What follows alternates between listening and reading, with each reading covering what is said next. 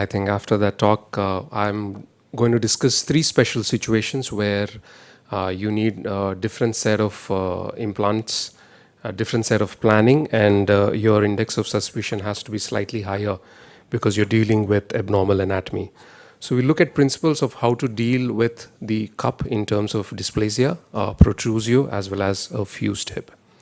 Dysplasia is something which is not very uncommon. We do see it in multiple situations in our patient population. Unless you understand the pathoanatomy of a particular problem, you cannot devise the treatment strategy for that particular patient. So whenever you see dysplasia, the first thing that should come to your mind is abnormal cup as well as abnormal stem. So here you have a cup which is not circular, it is oblong, it is shallow, and the version is increased. The degree of variability can be very different. It can be a little less version, more version, but it is abnormal. Similarly, on the stem side, you have more anteversion, you have coxa valga as well as a low offset. So immediately you start deciding, how do I do this hip which is different from a normal hip? So knowing anatomy is important. The second thing is you should know the classification, and based on the classification, just remember type 1, 2, 3 you address it in a different manner, and type 4 you have to address in a different manner because the pathology is totally different. In type 1, 2, 3 you do a moderately high hip center on the cup side, and type 4 you have to bring the hip down back into the native acetabulum. The reasons are very clear. Whenever you're trying to do a cup, you want to do it and put the cup in the most loaded area where the bone is quite strong. So in type 1, 2, 3, you can see here that most of the loading happens in the high hip center area where you have the bone. But initially, a lot of high hip centers failed because they were too high, meaning they were more than 3.5 centimeters and they were uncemented. So that's the reason when Mark Pagnano came up with that paper, people started moving away from high hip centers. But now we very clearly know you can still do a high hip center, but it has to be moderately high. That means you have to be between 1.5 to 2.5 centimeters and you have to do a uncemented cup. The minute we say uncemented cup, you have to remember that these cups are very small. So you need the Bantam cups with you. 38 to 44 is the average size, and usually the head size is around 22.5 head size. And second important point is you have to medialize. So whenever you see a situation, you have to bring it slightly down. One way I remember it is, you can see here, use the dome, use the sclerotic part as your dome, meaning you bring it slightly lower, and the lower edge of the cup should be on the higher edge of the teardrop. So that is what we define as a moderately high hip center. And as I told you, you have to medialize it as much as possible in order to make sure the abductor arm force is normal.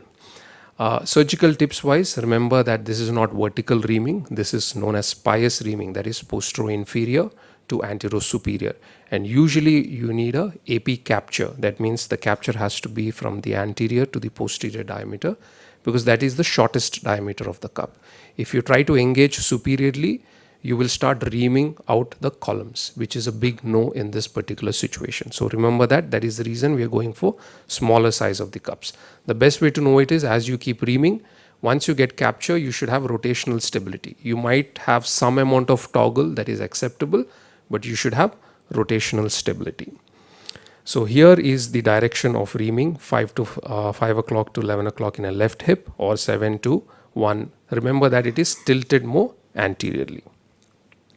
So principles of management of Crow 4 are slightly different, because here you don't have loading, because this is just a high riding hip. So here you can see that a hip, when you have a head is above the GT, lesser troch is above the teardrop, and you have a false acetabulum, this is infratrochanteric shortening. This is different from a high riding hip which has supratrochanteric shortening. So if you have all these three criteria, remember that you have to bring the hip down, and when you decompress the hip, you do it by doing a STSO, which is on the stem side.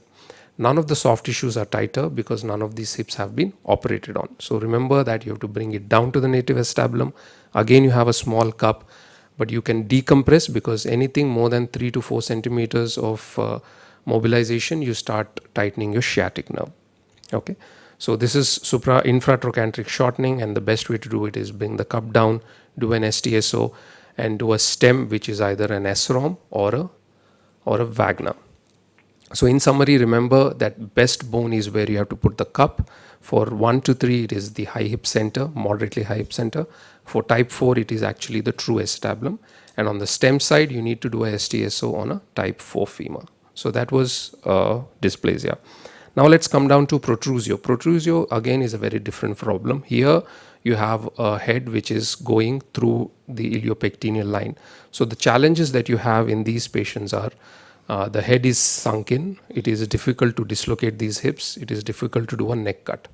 The other thing that you have to try to remember or understand is whenever you see a convergent acetabulum, which is an easier problem to treat, but you have a divergent acetabulum, meaning that the mouth is smaller, then you have a more difficult problem to deal with.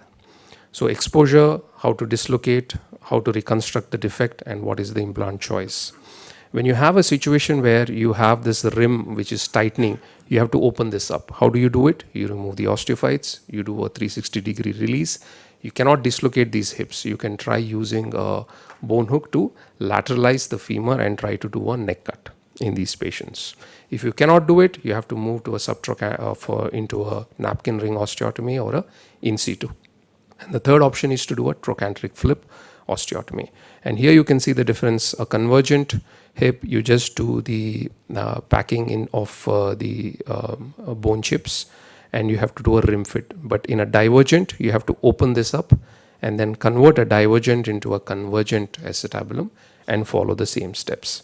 Impaction bone grafting, I think it's quite well described, and most of you are used to doing this. So use the reamer, you get the smaller chips, and then the shell is mosselized, use the larger chips, and these have to be nicely impacted into the base before you go ahead and do your cup. Cup can be both cemented, uncemented. This is based on the quality of bone.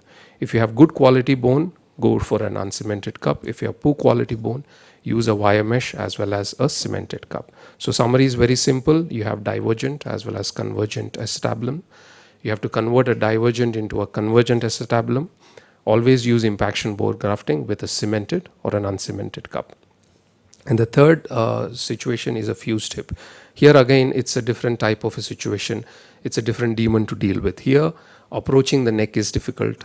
Cutting the neck is again difficult. Identifying a true acetabulum if you have a fused hip, these are all issues. And third one is the spinopelvic. So let us see one by one. Most common deformity you have is an abduction deformity.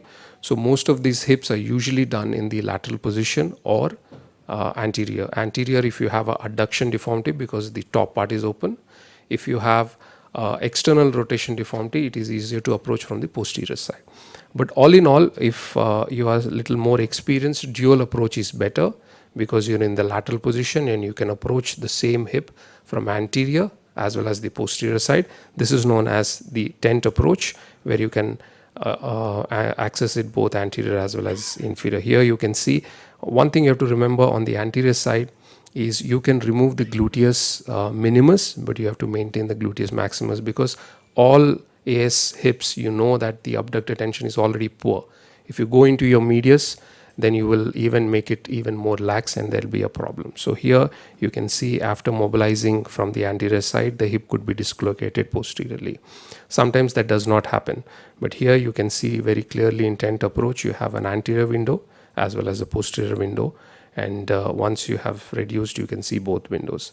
Sometimes when you have to do a neck cut in situ, you have this acetabulum and a cup, a head which is fused in it, and you have to ream through that. Remember that pulmonar fat pad is always available. That will help you to guide and tell you where your floor of the acetabulum is, as well as TAL if you have it. Or you can drill through the distance and see how much depth you have left.